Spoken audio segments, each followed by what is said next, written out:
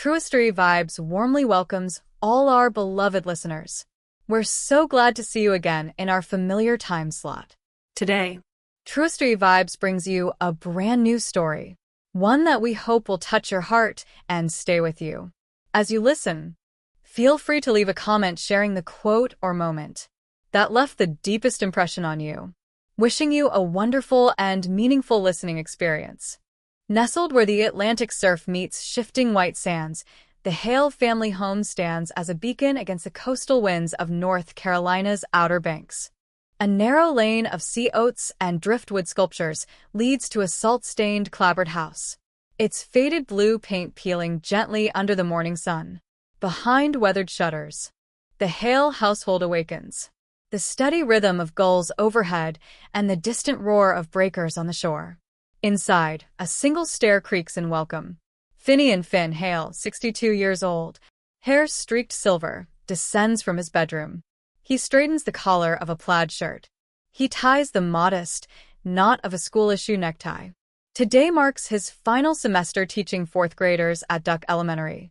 Despite his warm reputation in town, his face carries the weight of unspoken worries.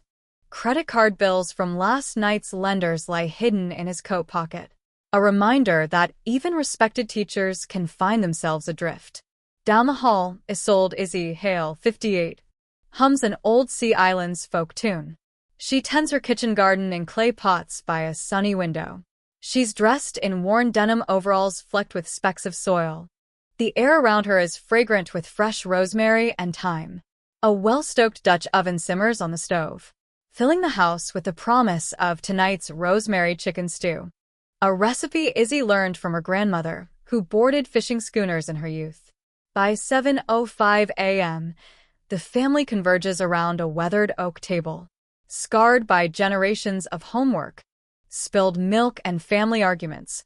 Saren Hale, 23, glides in first, her auburn ponytail swinging behind the crisp navy scrubs slung neatly over her shoulder. As a third-year medical student interning at a New Orleans children's hospital, Saren moves with quiet confidence. She carries herself like someone who expects the world to open doors. She takes a seat, opens her laptop, pulls up the latest cardiology journal, already halfway through her morning reading. Moments later, Rowan Hale, 19, slips through the door. Her backpacked shoulders droop slightly under the weight of 2 textbooks and a half-empty water bottle. A freshman at NYU. She alternates between part-time barista shifts in Brooklyn and late-night tutoring sessions, determined to pay her own way. Her once vibrant green eyes now hold a guarded glimmer, as if she's learned to shield hope behind carefully erected walls. She offers her father a small nod. Finn returns a brief, sympathetic smile that tastes like pride tinged with regret. The entry slams open again. Evelyn Hale, 17, bursts into the room. Her salt and pepper-dreaded hair defies gravity. Her laughter rings like wind chimes in a storm. A high school senior who dreams of street art in San Francisco's Mission District. Evelyn flings herself into the empty chair with the carefree abandon of youth. She flirts with a spoonful of stew broth, dumping it onto the table surface in a moment of teasing clumsiness. Izzy shakes her head but can't quite suppress a smile. Finally, the scene completes when Orion Hale, 21, is wheeled in by Izzy. Orion moves silently in his electric wheelchair, fingers trailing along the table edge as though mapping old memories into new ones. Stricken in infancy by a debilitating illness tied to chemical exposure, he spent more time in hospital corridors than playgrounds. Yet his bright, curious gaze, as steady as a lighthouse beam, remains fixed on a battered science magazine in his lap. At the center of the room lies the family Bible, perched on a chipped mantel above a stone hearth. Finn clears his throat. Without missing a beat, they bow their heads for a silent blessing, a ritual that has echoed through Hale gatherings all their lives. Though the words go unspoken, the ritual binds them. Teacher and gardener, doctor in training and barista-turned-student, artist and astronomer, together in a house that both shelters and divides. Conversation picks up as breakfast plates fill with thick slices of rosemary chicken and buttered toast. Saren lectures Rowan on the latest antibiotic protocols. Rowan teases Everin about her haphazard sleep schedule. Everin insists she'll outwork them all. She spills a slug of juice down her front. Orion offers a wry grin, his only spoken words in the morning. Careful, Ace. The nickname, borrowed from a sci-fi novel, always brings a warm laugh from his siblings. Outside, the wind rattles the shutters. It carries a salty tang through the open window. It promises change, even as the family clings to routine. Beneath the easy banter, tensions linger like low clouds on the horizon. Finn's mounting debts, Izzy's silent worry lines. Saren's impossible schedule, Rowan's constant exhaustion. Evren's restless heart, and Orion's unspoken ache to walk again. On the Outer Banks, where lighthouses warn ships of danger and guide them home, the Hale household stands at a crossroads. For now, they share stories and eggs and rosemary-scented memories. Over a table slipped with cracked dishes and heartfelt grace. But as the tide creeps in, a storm is gathering. One that will test their bonds, uproot hidden truths, force them all to decide whether to hold fast or sail into uncharted waters. And in the hush before the next wave breaks, the Hale family is suspended between the safety of what has been and the uncertainty of what tomorrow will bring. Their journey has only just begun. As sunlight filters through battered Venetian blinds, dust motes dance lazily in the Hale living room. It's early Saturday, no school, no work shifts.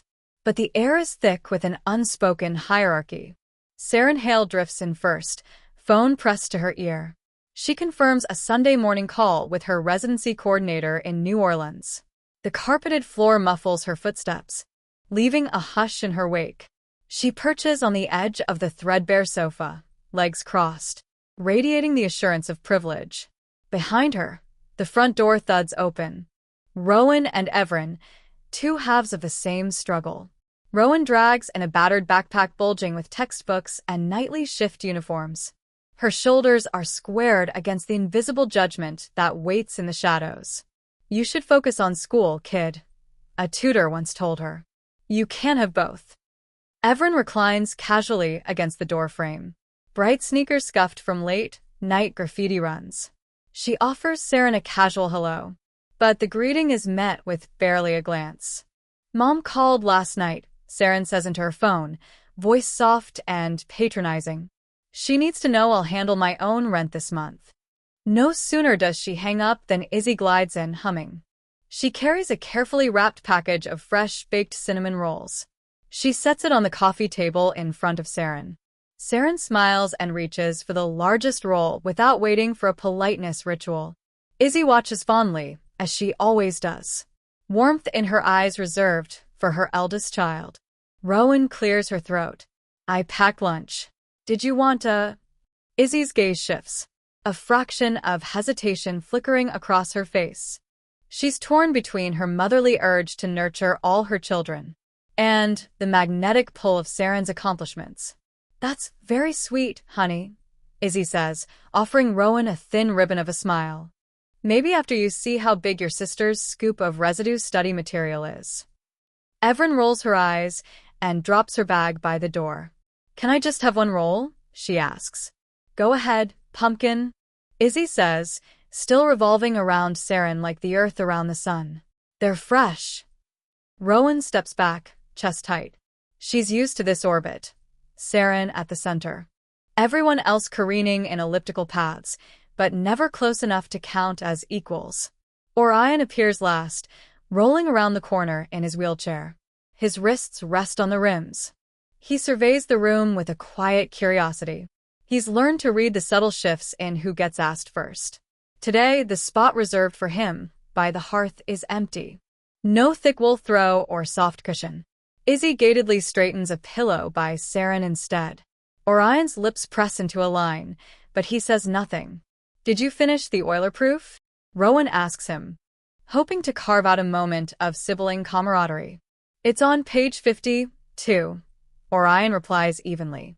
indicating his notebook on the side table. His voice is small, odd even. That he can still fight in the pages of mathematics when he can no longer walk across the threadbare rugs of home. Saren's phone pings again. She slides back onto the sofa, tucks her feet beneath her, swipes open a glowing email. Got the clinical rotation schedule, she announces, eyes alight. They want me in ICU 3 days a week starting next month. The room brightens around her. Izzy beams and even Finn steps into the doorway, tie loosened as he fumbles for his reading glasses. Each of Saren's updates glitters like broken seashells, drawing proud murmurs. Neither Rowan nor Everin dares interrupt this triumphal parade. Rowan folds her arms. I got a call from my boss, she says, voice tighter. She says if I miss my shift tomorrow, I lose my spot. Saren glances up briefly, eyebrows raised. Why don't you switch, she suggests, oblivious. I mean, I can cover you for the morning. Rowan's throat tightens. Cover for her shift, like Saren can freely rearrange her entire life for convenience. I can't, Rowan says, forcing a laugh. It's lunchtime rush. Everin intercepts a cinnamon roll just out of reach. Go on, she nudges Rowan. Have some sugar.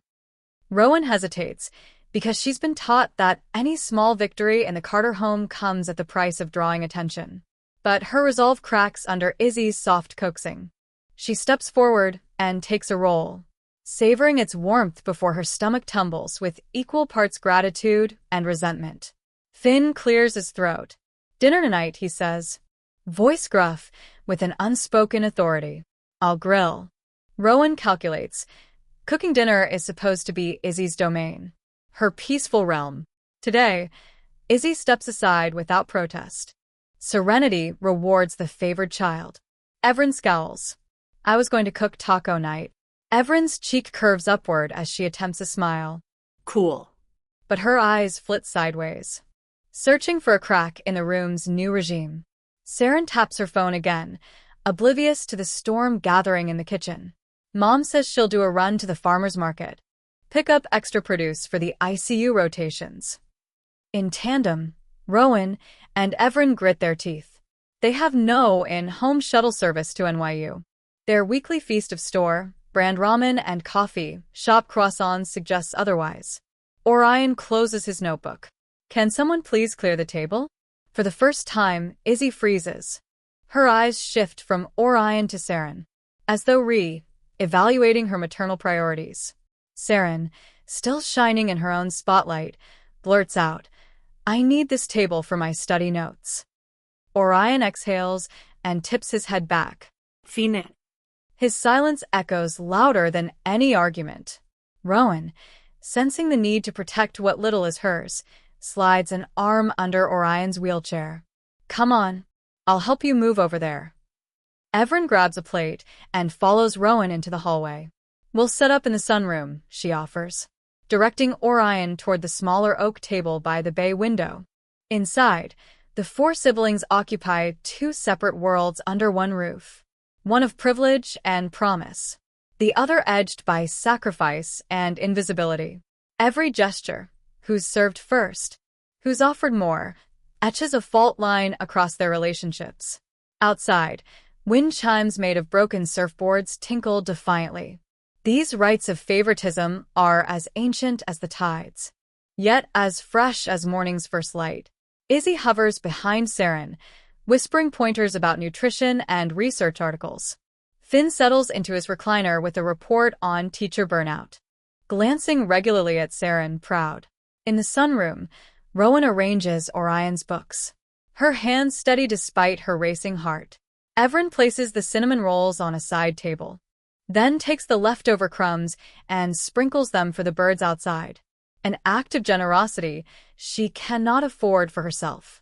Orion takes a bite of a roll, thoughtful, as though tasting more than sugar, perhaps empathy in its purest form. Through it all, the house remains divided. Each room is a separate world. The living room where Saren reigns, the sunroom where the overlooked find sanctuary, the backyard where Orion launches model rockets with Rowan's steady hand guiding the trajectory. Between them, Izzy and Finn drift uncertainly, Heartstrings tugged toward the child succeeding beyond expectation. And the two who need them most. This is home on the Outer Banks, a place of crashing waves and shifting sands, where love is measured in crumbs and rotations, where the sea's vast expanse humbles every pride. And as Rowan and Everin steal glances at Saren's spotlight, they both understand. Nothing solid can last on a shore defined by movement. So they learn to bend with the tide, gathering their scraps of hope, forging them into a quieter kind of strength. A sibling bond unbroken by the house's division. For in this divided home, it is the overlooked who discover the true power of solidarity. And though tomorrow may bring more inequality, for now Rowan, Everin, and Orion hold fast to one another, determined to weather the storm side by side. The early dawn hush over the Outer Banks is a fragile thing, easily shattered. By 6:30 a.m., Finn Hale's pickup truck idles in the gravel driveway. Its engine a persistent reminder of last night's restless drive home from the casino. He leans against the hood, phone pressed to his ear. He negotiates another balance transfer extension with his credit card company. Beneath the roar of gulls and the rustling marsh grass, he promises, again, to pay by next month's payday. Inside the Hale kitchen, Izzy stirs a pot of collard greens, the steam curling into her hair like a forgiving veil. She glances at Rowan and Everin, bleary-eyed from juggling part-time jobs. Rowan drags a worn apron over her hoodie. She glances at the clock, 6:52 a.m. She needs to catch the 7:10 bus to Brooklyn, where the boiling point relies on her 5 a.m. shift to keep the iced lattes flowing. Everin ties her shoelaces, the fluorescent stripes on her sneakers stark against dark socks. She heads downtown at 7:15 for her first table service at Marla's Tacos Cantina, where tips are humbler than promised but still mean the difference between ramen dinners and a hot meal. Saren slips in last, sliding onto a bar stool, her laptop balanced on her thighs. She doesn't stay for breakfast, just a wave of her hand. She logs into her hospital's scheduling portal. Gotta review patient charts, she says, voice crisp. Finn cracks a half smile, then turns his eyes back to the credit card agent. The room fills with tension. Silence punctuated only by the hum of the refrigerator and the click of keys. With a polite, "Excuse me," Rowan steps around her father. She grabs a lone apple from the fruit bowl. It's bruised but still edible. "I'll eat on the bus," she murmurs, not looking up. Everin passes to him a dog-eared grocery list. She and Rowan compiled it last night, fully aware that the family's monthly food budget will barely cover milk and eggs, let alone fresh produce. Finn nods absently, still arguing for lower interest rates on his phone. Outside, Orion maneuvers his wheelchair to the kitchen table. Without a word, he slides a tattered college brochure, NYU's full tuition aid program, into Rowan's line of sight. Last month, he spent his savings to pay for one round of college application fees. He squeezes her hand, knowing she'll find a way. Rowan inhales, tasting both gratitude and guilt. By 7:05 a.m., Finn finally ends his call. He tucks his phone into his shirt pocket, face pale but resolute. "I'll cover the rest of the mortgage for this month," he announces, eyes flicking to Izzy. "I found some extra shifts." Izzy's heart lurches. Extra shifts at which job? The only other possibility is that he's taken on more private tutoring, or moonlighting in after-school programs, or worse, driving to Atlantic City for late-night poker with buddies. Rowan exhales. "I'll pick up extra hours on Saturday," she volunteers before she can bottle the words inside. It's second nature now. Every Hale sibling shoulder to the grindstone to keep the house alive. Everin places her hand on Rowan's arm. "I'll cover Sunday brunch," she says, lips tight. "I can handle tips on my own, just let me." Saren closes her laptop. "You two are going to burn out," she warns, voice softening. "Let me help. I can arrange a scholarship for you." Rowan's jaw tightens. She knows Saren truly means well. But Saren's world feels galaxies away. Pristine corridors and state of the art atlases. not the worn tiles of a taco joint or the rumble of a bus in Queens. Izzy clears her throat. "We'll manage," she says quietly, forcing cheer. She ladles collard greens into bowls, the steam rising between mother and daughters as though attempting a fragile peace offering. "We'll handle the rest." She shoots Finn a look that says she doesn't entirely believe it herself. He meets her gaze, a single nod conveying shared anxiety neither can voice. Orion wheels forward. "I have a lead," he says, glancing at the stack of science fiction novels on the coffee table. "I can tutor middle school students in math and physics remotely. They'll pay well for one help." He offers a shy smile, blonde lashes brushing his cheeks. Rowan feels her throat clench again. Orion is the last person who should be calculating extra income. But he means it. Every dollar counts. The kitchen falls into a measured rhythm. Izzy passes cereal to Everin. Finn loads trays into the dishwasher. Saren grabs a travel mug of black coffee. Rowan gathers her textbooks. Each move is a testament to years of synchronized struggle. The refrigerator hums its lonely song. The front door clicks shut behind Rowan, her appetite for breakfast eclipsed by a resolve to earn her keep. Everin and Saren slip out moments later, their exits measured like punctuation marks ending a sentence too heavy with unspoken burdens. Alone at the table, Izzy and Finn share one remaining cinnamon roll. She tucks a hand under his arm. "We'll get through it," she whispers, as if swearing to a promise she's not entirely certain they can keep. Finn nods. "We have to," he replies. In the emptiness that follows, Orion wheels back to the sunroom. He arranges his textbooks, lab reports, and a sputtering desk lamp.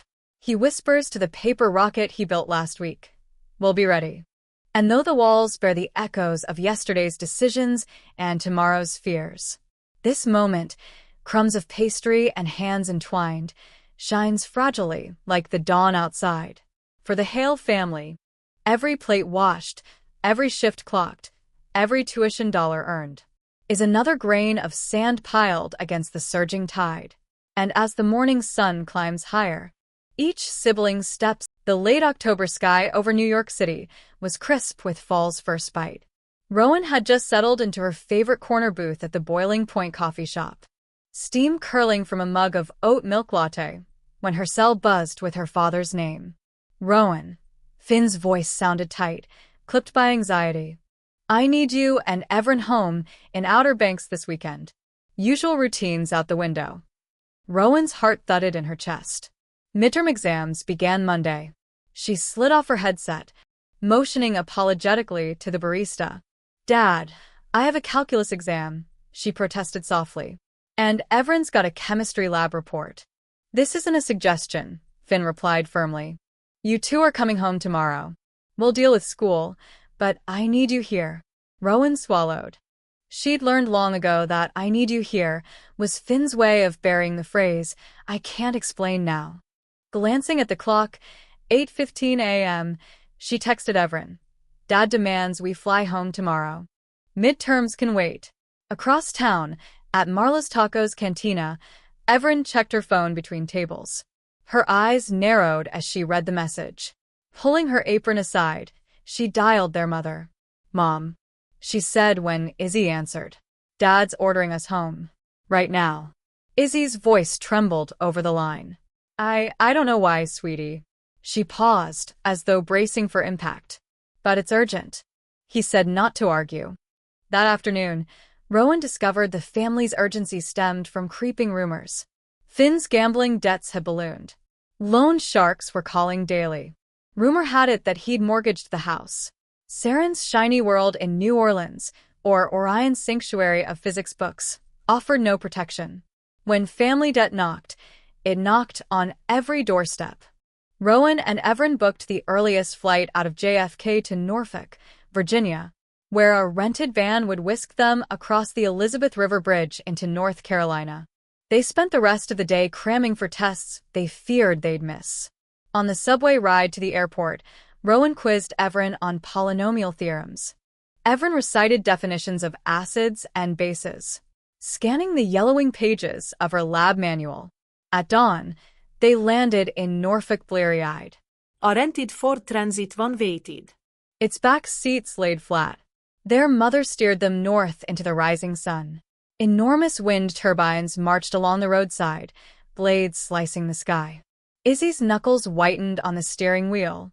She recounted fragmented updates, a sudden finance department audit at Finn's school, a court summons Fleming and associates had filed last night, and a whispered threat that something drastic had to change, or lose everything. By the time the van rumbled onto the paved causeway linking the barrier islands, gray clouds had drawn close. The familiar shoreline, seagrass and crashing surf, should have brought comfort. But today it carried tension like an undertow. Rowan glanced at her sister.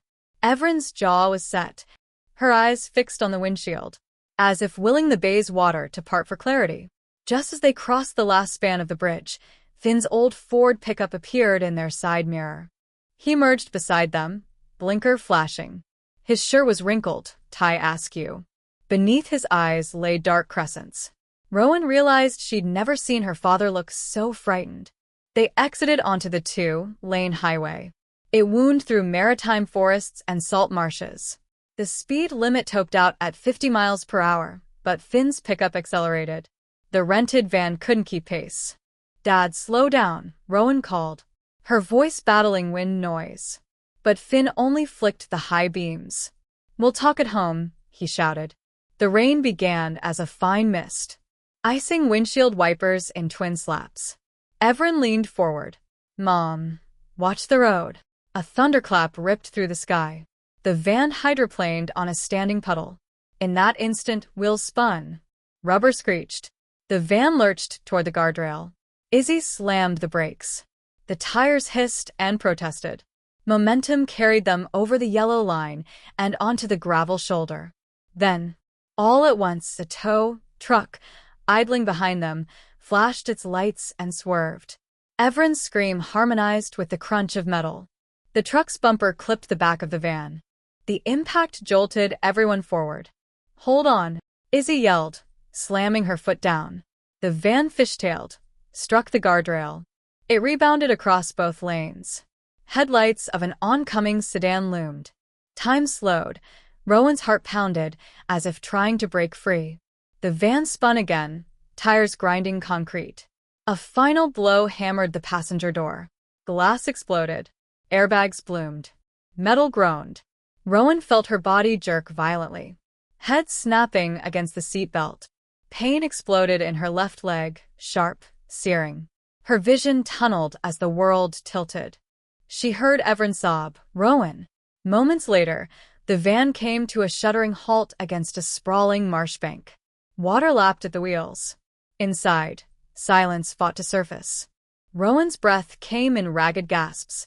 She tried to move her leg. Screaming agony shot up her thigh. Panic rose in her chest. "Mom," she whispered, voice raw. Izzy was slumped forward, hand pressed to her forehead. Evren leaned over, tears streaming. "Rowan, are you okay?" Rowan tried again. Her vision blurred. She felt numb. I think I'm hurt," she managed, faltering. "Stay still," Evren urged, voice cracking. She fumbled for her phone. "I'm calling 911. A moment later, the hush of the marsh was broken by high-pitched sirens. Red and blue lights reflected off rain, slick pavement. Two paramedics dashed toward the van's open door. Orion, strapped in his wheelchair in the back, peered through broken glass at the chaos. He was miraculously unhurt, beyond a few shards of glass and a bruised arm. He managed a shaky thumbs up at his sisters. "Careful," a paramedic's voice rumbled.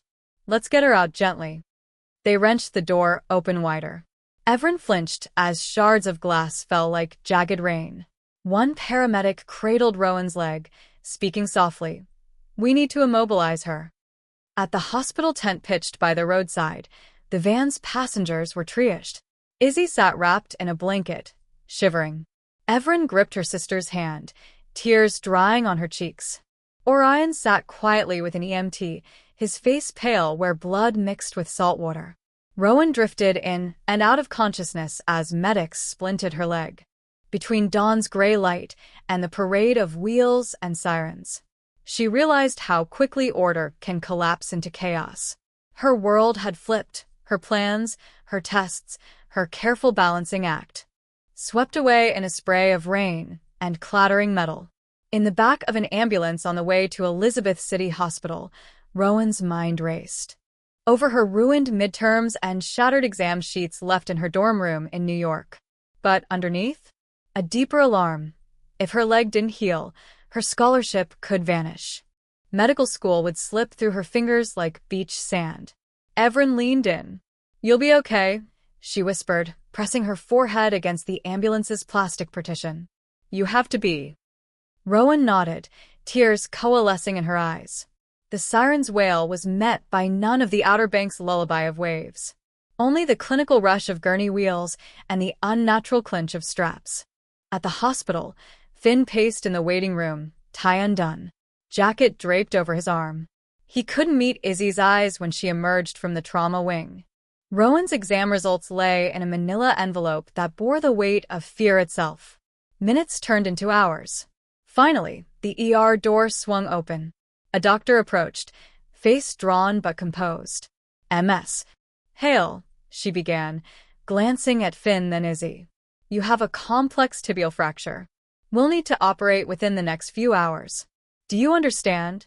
Finn nodded, voice barely a whisper. Yes. Izzy swallowed, tears streaking her cheeks. Evren clutched Rowan's free hand, her own knuckles white. Orion lingered behind, silent sentinel against the sterile walls. In that cold hospital corridor, the Hale family, fractured though they already were, stood together. Midterms had collapsed, debts loomed larger. Fear pressed in like the humid Outer Banks air at high tide. Yet as they gathered around the operating theater door, each knew that after this crash, there would be no going back. Choices would have to be made about school, money, and loyalty to one another. The door closed. The white light in the hallway felt too bright, too honest.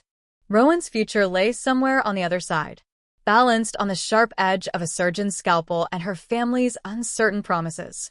And as the storm finally broke outside, rain lashing against the hospital windows, the Hale family braced for the next blow. Because in their world, midterm mandates and mortgage deadlines could wait no longer. 2 days after the crash, the Hale living room hummed with uneasy quiet. Rowan's leg was encased in a rigid brace. Evren hovered at her side, offering water or a gentle squeeze of the hand whenever Rowan's eyes fluttered open. Izzy moved like a hummingbird, quietly but relentlessly, bringing blankets, managing pain meds, and answering Finn's every question with calm reassurance. But beneath her practiced composure, her eyes were red, rimmed, and haunted. Late that afternoon, a knock sounded at the front door. Izzy exchanged a glance with Finn, out of habit a shrug, then rose to answer. The storm, body and soul, that had brewed in the wake of Rowan's accident, now seemed poised to break again. Through the doorway stepped Mabel May Finch, the town's self-styled matchmaker and unofficial crisis manager. A wiry woman in her 60s, with a cascade of silver hair pinned under a wide, brimmed straw hat, an array of bangles on her wrists that jingled like wind chimes. May carried a leather portfolio under one arm, her posture rigid with purpose. "Isolde," May said, voice low and earnest. "I wouldn't come if it weren't urgent." Izzy forced a smile. Mai, come in." May stepped into the foyer. She tucked the portfolio under her chin, wiped rain from the brim of her hat, fixed Izzy with a solemn look. "I hear about Finn's situation. I know your family's been through hell these past days." Izzy's throat tightened. "Thank you, May. We're doing our best." May's eyes flicked toward Rowan's crutch propped by the sofa. "How is she?" "Stable," Izzy replied. "The surgery went well. Now it's rehab." May nodded. Good. "But that's not why I'm here." She unclasped the portfolio and laid it on the coffee table, flipping it open to reveal a single document and a glossy photo. Rowan and Evren peered from the other room. Evren's face pale with curiosity, Rowan's eyes sharp with dread. On the photo, an elegantly dressed man with salt and pepper hair and steel blue eyes smiled at the camera. Underneath, a typed name, Caspian Lyle. Izzy's breath hitched. Caspian Lyle? May cleared her throat. Tea at Braxton Manor, 8 weeks ago. You remember. The luncheon to raise funds for the Barrier Island Library. Izzy closed her eyes. He's that wealthy businessman from Utah. May folded her hands. He is also on the board of Coastal Community Bank. He's heard troubling news about Finn's debts, about outstanding loans.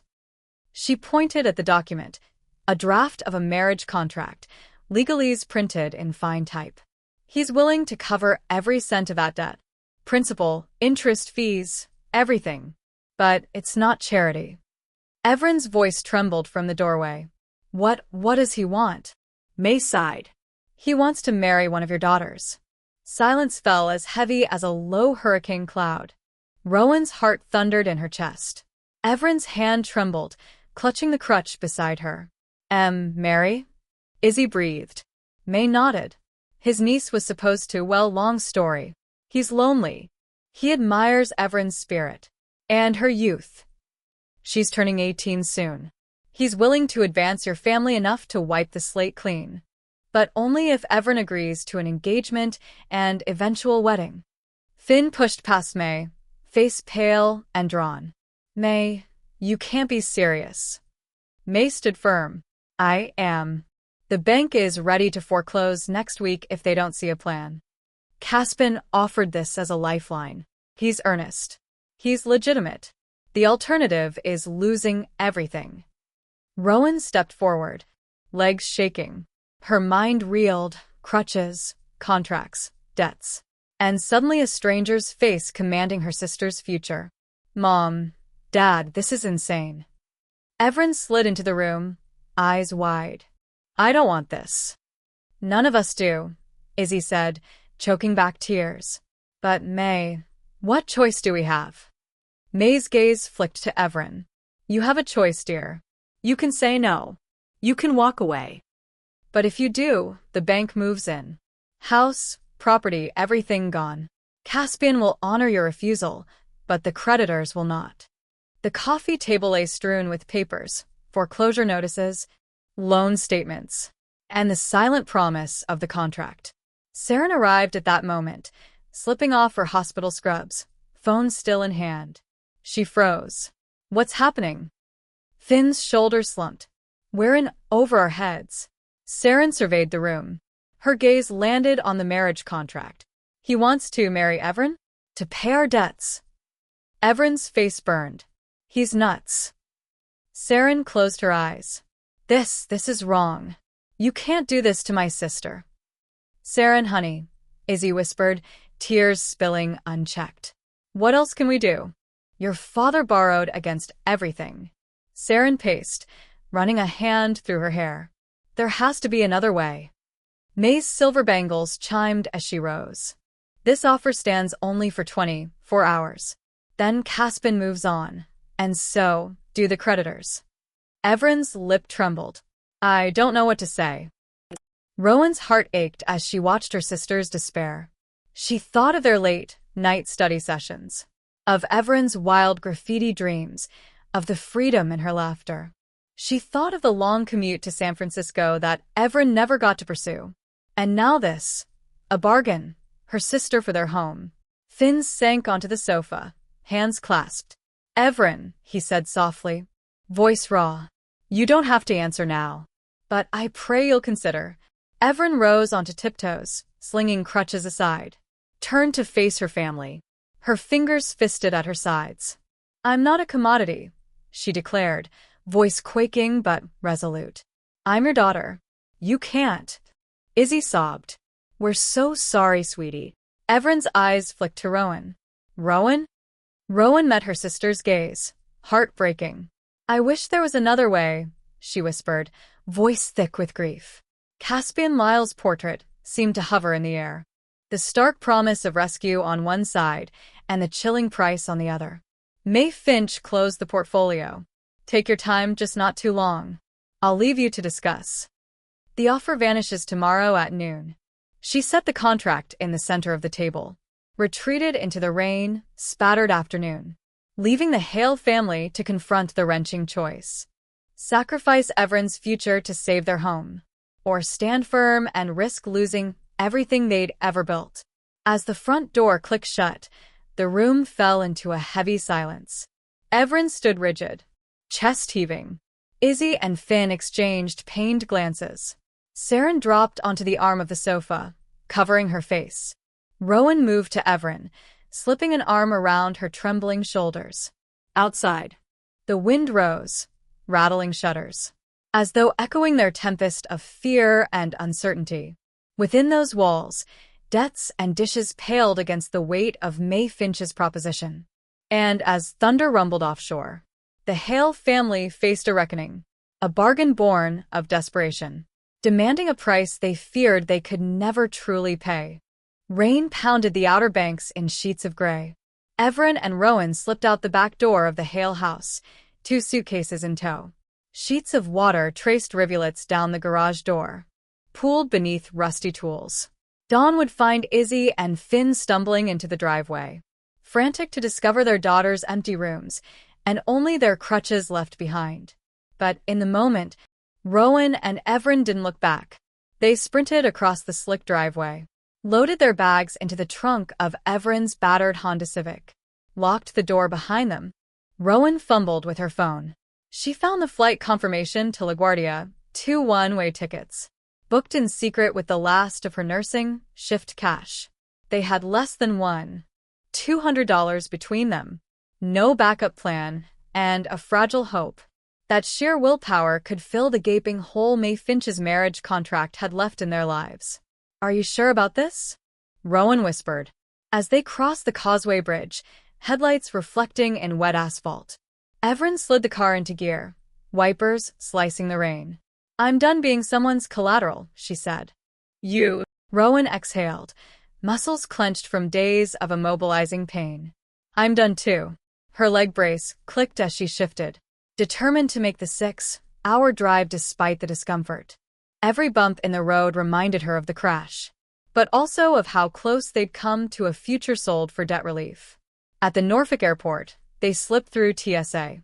With borrowed driver's licenses, Everett's older cousin's card, and Rowan's NYU student ID. Rowan's heart thundered when she handed over her fake ID, but the agent barely glanced at her photograph. Unburdened by expectation, they boarded the regional jet. In a cold, fluorescent terminal, rain streaking the windows. When they touched down in New York, the city's roar hit them like a wave of possibility. The skyline drifted into view as they crossed the Hell Gate Bridge, the Empire State Chrysler Building, and a promise that here, at least, dreams could be remade. Everett pressed her face to the window, letting the lights wash over her. "First stop, Queens," Rowan said, pulling up a map. "Then we find a sublet." They hopped the subway to Long Island City, where tiny studios rent for twice what their father paid for his mortgage. They scraped together $1,000 for the first month's rent and a security deposit, Rowan's barista pay, and Everett's weekend servers' tips. Squeezed into a 4th-floor walk-up that smelled of mildew and regret. The room measured less than 10 by 12 feet, but had a window overlooking train tracks and a sliver of Manhattan in the distance. "Home sweet," Everett started. "Might be temporary." Rowan finished with a wry grin. "But it's ours." Their first week was a blur of Craigslist viewings, frantic job applications, and makeshift meals of instant ramen and canned beans. Rowan scored a morning shift at the boiling point, beyond crushing, given her still, healing leg. But the tips were steady, and the manager sympathetic. When she explained her broken tibia, Everett found evening work at Marla's Tacos Cantina, as usual, channeling her energy into perfecting salsa pours, collecting enough in tips to cover their grocery runs. They divided chores with military precision. Rowan shuffled to physical therapy sessions on crutches, hobbling through rainy afternoons to regain strength. Everett lugged laundry and dinner ingredients up and down 4 flights of stairs, learning to guard every penny.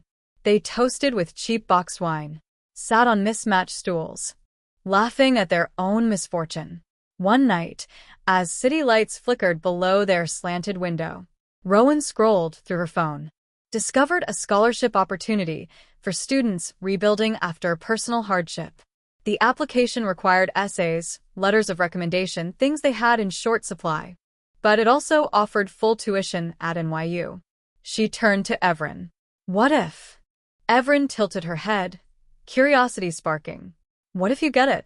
Rowan's heart tightened. Then I can finish school without working 2 shifts. I'll help support you. Evren's smile illuminated the room. Then I'll do everything to get you that scholarship. They sealed the deal with a fist bump. A silent vow. No more bargains, no more debt-driven ultimatums. Here, in this cramped apartment above the subway roar, they reclaimed control. Gradually, the city began to reflect their resilience.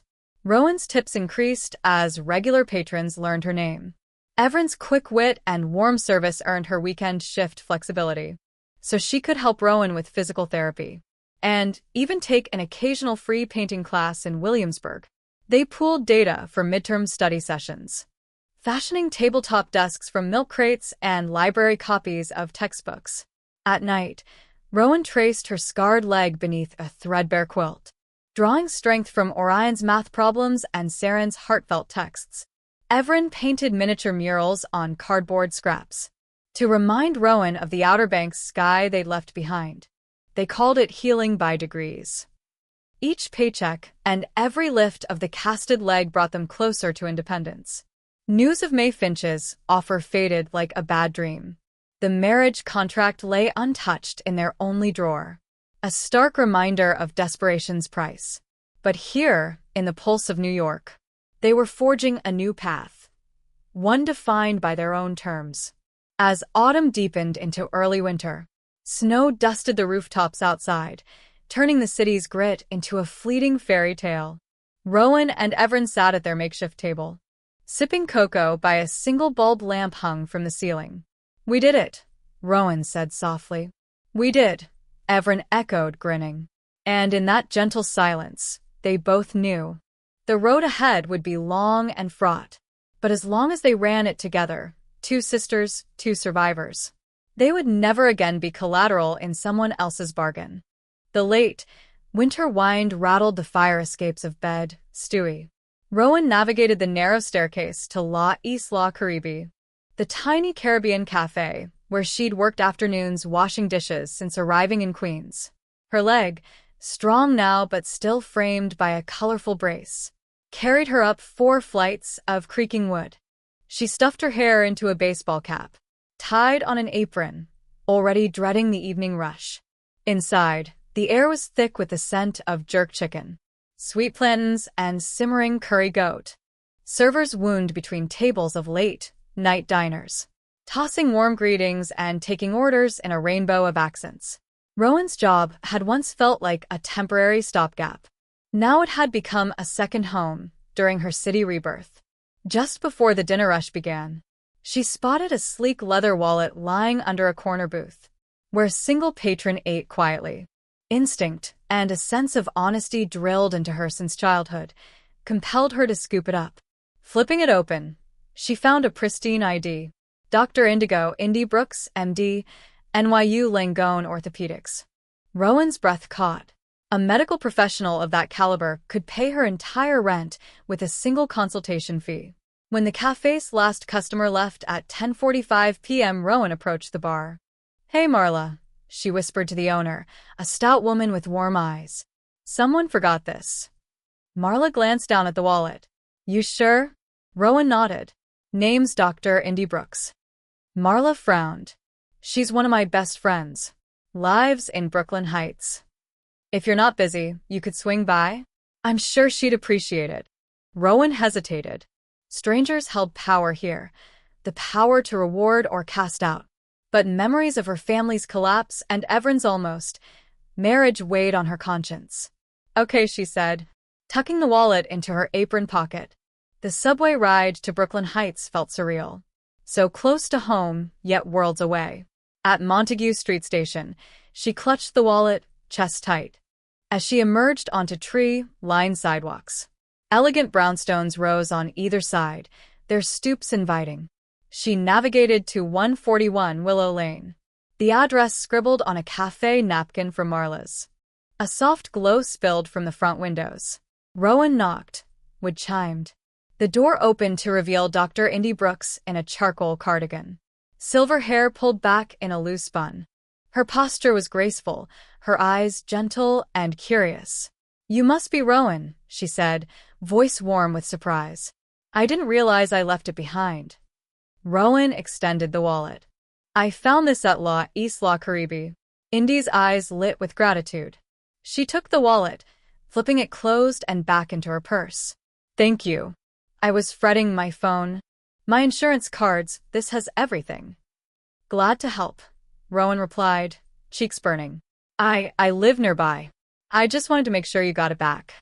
Indy hesitated, then stepped aside. "Come in. Please. It's late, but I insist." The foyer opened into a cozy living room, lined with medical texts and family photos. A framed black and white portrait of a little girl in a sailor dress rested on a side table. Rowan's stomach clenched. She recognized the sadness in Indy's eyes. "You should have stayed warm," Indy said, gesturing to a tea station in the corner. "Ginger tea?" Rowan nodded, stepping toward the counter. Indy dropped a tea bag into a mug. "Here, honey too." Rowan wrapped her hands around the mug. The warmth seeped into her fingers, then her soul. "Thank you." They settled on a leather couch. Indy studied Rowan for a moment. "Your brace, is that from your accident?" Rowan stiffened, accustomed to avoiding her past. "Yeah." "A car crash. Family emergency." She downed the last of her tea, rising to leave. Indy's voice stopped her. "Wait, you're hurt. Let me at least look at it." Rowan shrugged off the coat, slid the brace down to mid-calf. Indy knelt, her trained hands gentle as she inspected the healing scar. Rowan's breath hitched. No family member had touched her leg since the accident. "Good alignment," Indy said softly. "The bones knitting well. But I'm surprised you're not using crutches." "I'm fine," Rowan lied, blinking back surprise. Indy straightened. "I'm not. Let me see your gait." She guided Rowan to stand. "Walk for me slowly." Rowan obeyed, each step measured. Indy watched her footfall, her brow furrowed. "You're compensating," she said, placing a steadying hand on Rowan's shoulder. "Your hips twisting to protect your leg. That's going to cause issues." Rowan's eyes widened. No one had ever explained the subtleties of her recovery. "I didn't know." Indy smiled gently. "That's why I went into orthopedics, to help people walk literally and figuratively after life throws them off balance." She rose. "Stay the night. Rest. I can give you a proper brace and some pain management tips." Rowan hesitated, torn between gratitude and the fear of overstepping. Indy's home exuded safety, a stark contrast to the divided halls of her childhood. Indy gestured to the staircase. "Spare rooms upstairs. But first dinner?" They crossed to a modern kitchen, where a pot of lentil stew bubbled on the stove. Indy ladled 2 bowls and slid them across a small dining table. "Not gourmet, but it's good for healing." Rowan sat, spoon trembling with emotion. "You really don't have to," she murmured. "Sure," Indy replied, sitting opposite her. "You helped me tonight. Consider this my thank you." Through the meal, they talked. Indy about her late daughter, Willow Brooks, lost to a drowning accident 18 years ago. Rowan about her fractured family and city escape. Indy's eyes misted at the mention of Rowan's crash. Rowan hesitated before sharing how her family nearly bartered her sister's future for debt relief. Indy reached across the table, placing her hand over Rowan's. "You're not alone," she said. "I know what it's like to lose everything: love, stability, hope. I don't want you to face that alone again." Rowan felt warmth bloom in her chest. "I thank you." After dinner, Indy escorted Rowan to the guest room, its windows framing the city's twinkling skyline. Plush blankets lay folded on the bed. Indy placed a new, custom fitted brace on Rowan's nightstand. If you need anything, Indy said, turning to go. Tomorrow, I'll fit you properly and show you some exercises. Rowan lay on the bed, the weight of the evening settling in. She realized how desperate she'd been for someone to see her wounded. Not as a burden, but as a person worth healing. The next morning's sunlight found them in Indy's home office. Orthopedic models lined the shelves. Certificates attested to decades of service. Indy adjusted the brace with meticulous care, explaining each strap's purpose. Rowan listened, absorbing every word. As Rowan flexed her foot under Indy's guidance, Indy paused. I've lost family, but I've found purpose in helping others rebuild. You remind me of Willow, brave, resilient, creative. She pressed a hand to her heart. Would you consider staying on long term? I could use an assistant for my community outreach program, helping folks returning from injury. Rowan's throat tightened. The offer swirled with promise, a mentor, a stable income, a place to belong. She glanced at Indy's compassionate face. Here was a woman who had turned loss into a calling, to be a mother to a stranger, to guide someone back to health and hope.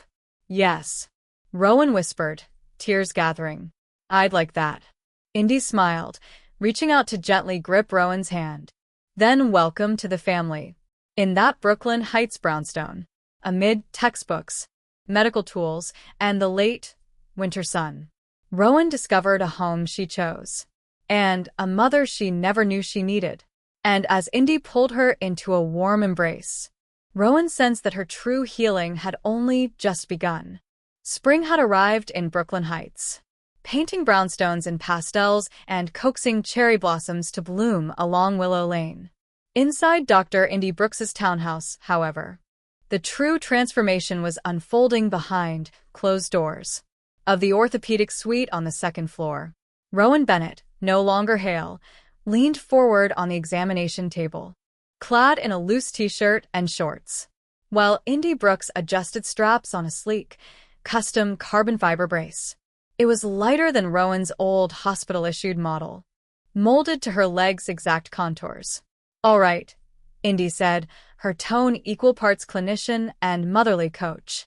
Stand up, slowly, and shift your weight onto your left foot. Rowan inhaled, braced herself with one hand on the rail, and rose. The new brace hugged her shin, absorbing the jarring click of metal and carbon as she straightened. A smile flickered across her face, when she felt no pain and no wobble. Looks good, Indy said, guiding Rowan to the parallel bars at the room's center. Take 5 steps toward me. Rowan's posture lifted. Confidence bloomed in each stride.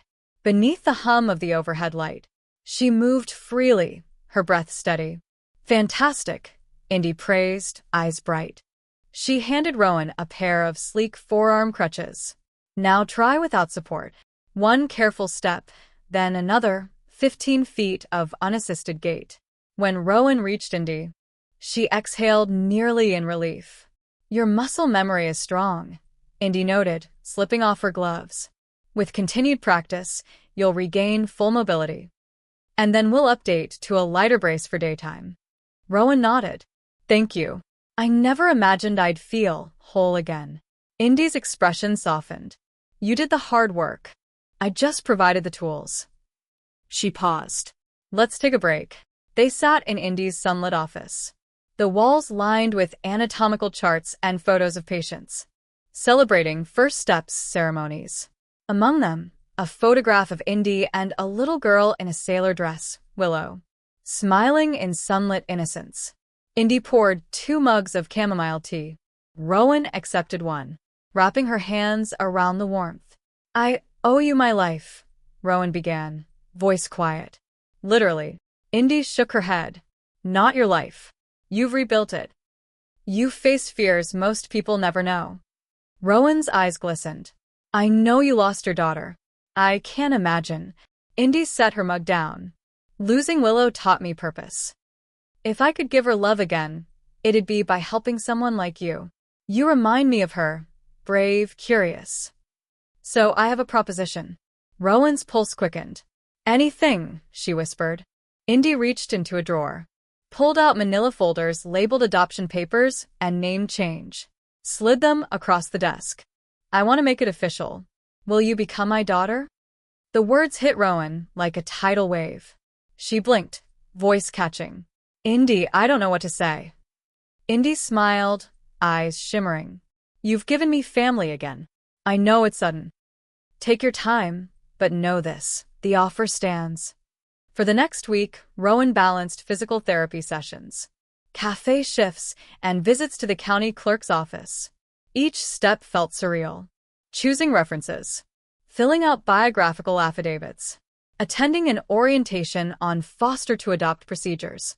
Indy accompanied her to every appointment, holding her hand in sterile waiting rooms, explaining each form, sharing gentle laughter, when bureaucratic jargon threatened to overwhelm.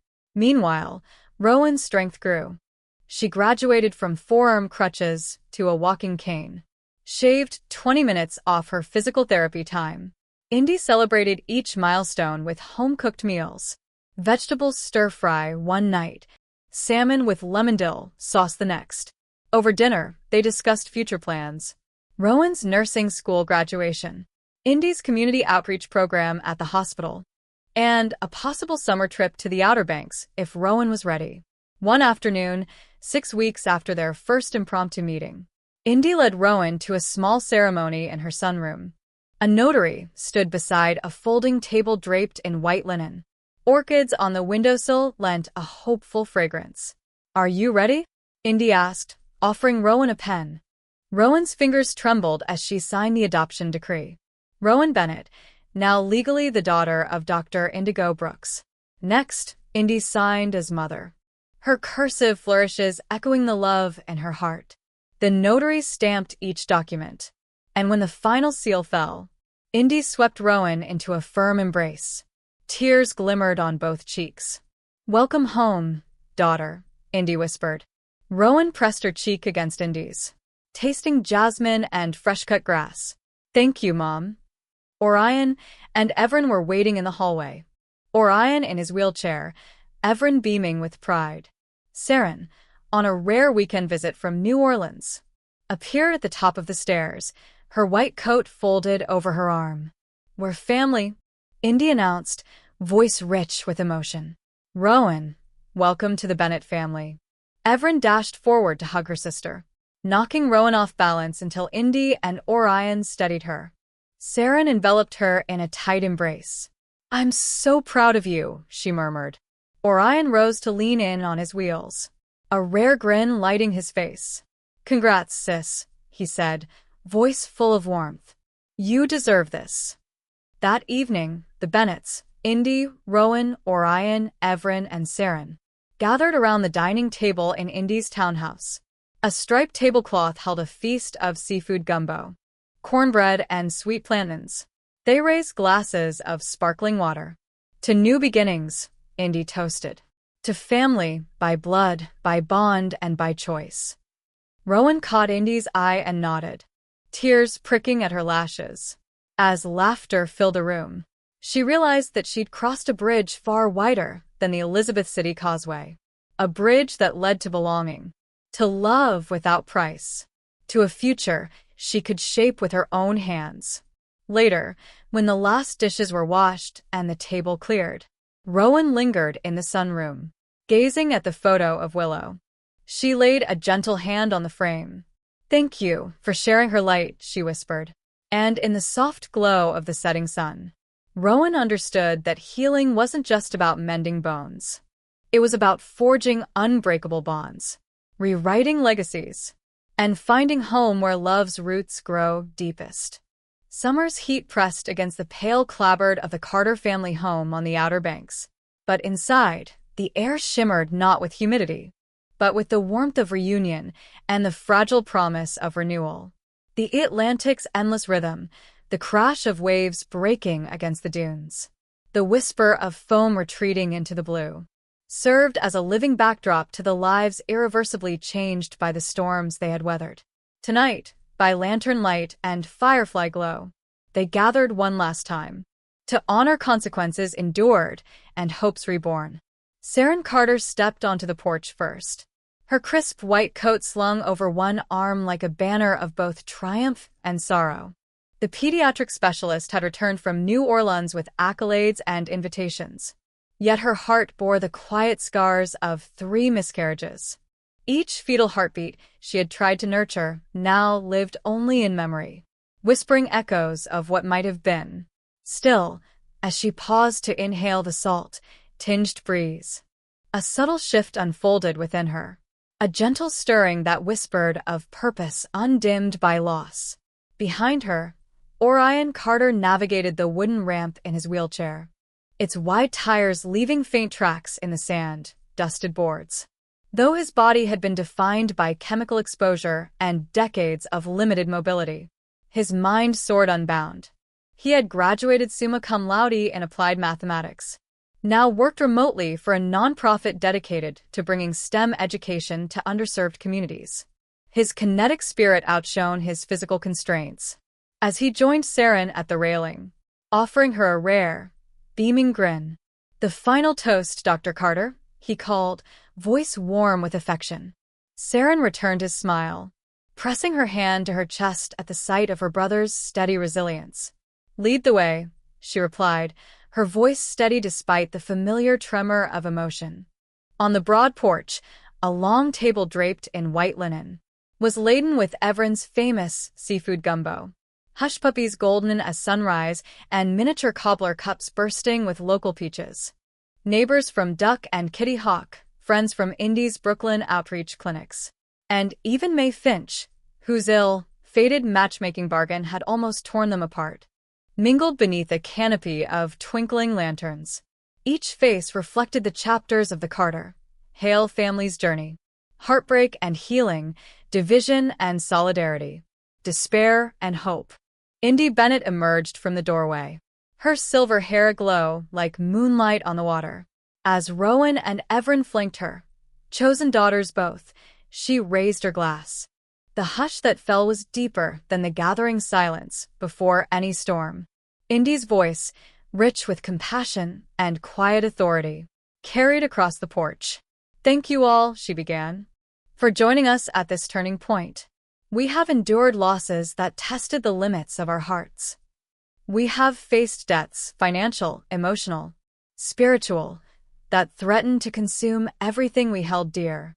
But tonight, we celebrate not only our survival, but our capacity to choose love over fear, forgiveness over regret, and unity over division." She turned first to Finn and Izzy Carter. Finn's shoulders, once broad with pride, now bore the weight of remorse. His gambling debts had nearly cost him his home, his dignity, and his children's futures.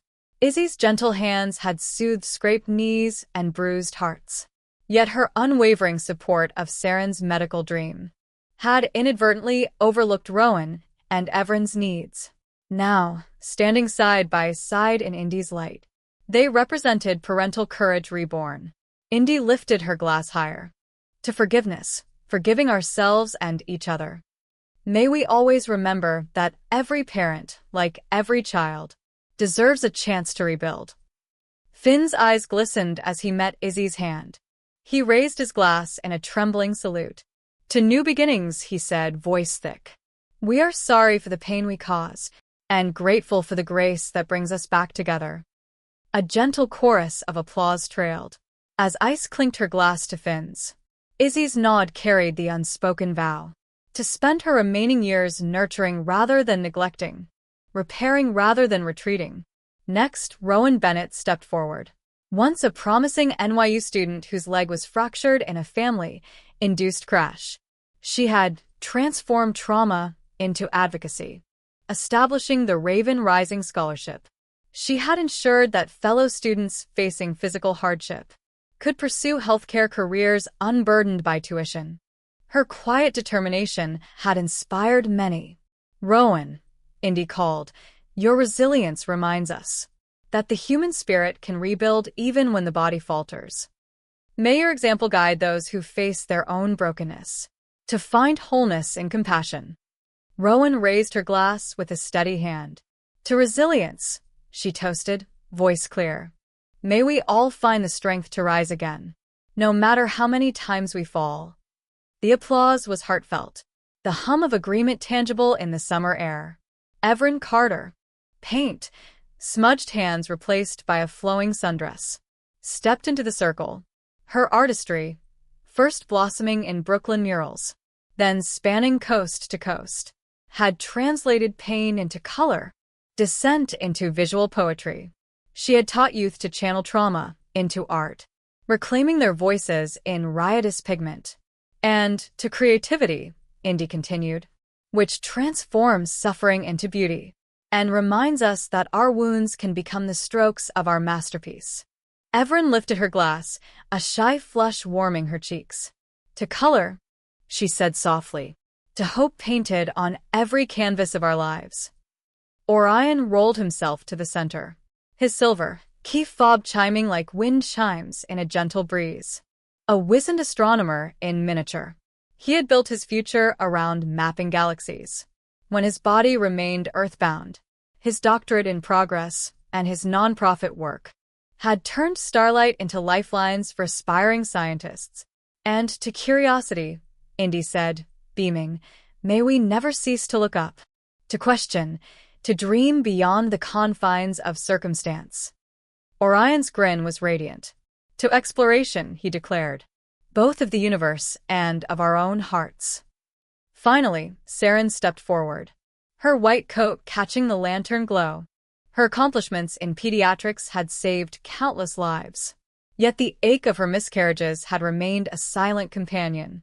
Now she had found new purpose, mentoring doctors facing infertility, channeling her grief into empathy and healing.